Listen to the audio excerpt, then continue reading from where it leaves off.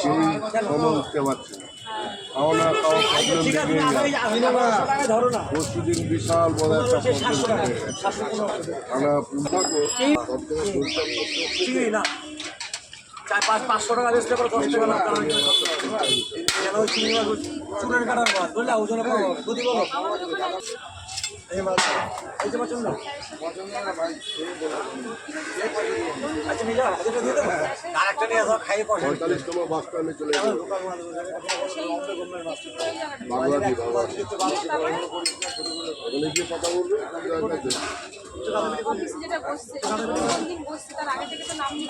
complete কত দাদা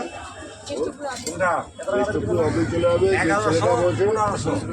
8 নম্বর হাতে ঘন্টা পাঠিয়ে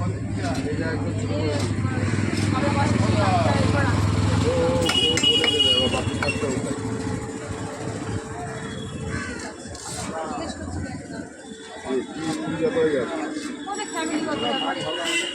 একদম ঢুকবে না এইটা আবার লোকাল মাছ এটা ভালো হবে না কোনো ফ্যামিলি ভালো হবে বম্বের মাছ ভালো হবে না তিনটে ভালো হবে কোনটা এটা টাকা আছে তোমাকে বলে দেয়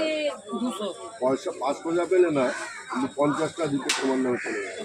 কেন তুমি বলতে গেলে না বলে না বলতে অনেক কাহিনি তখন কত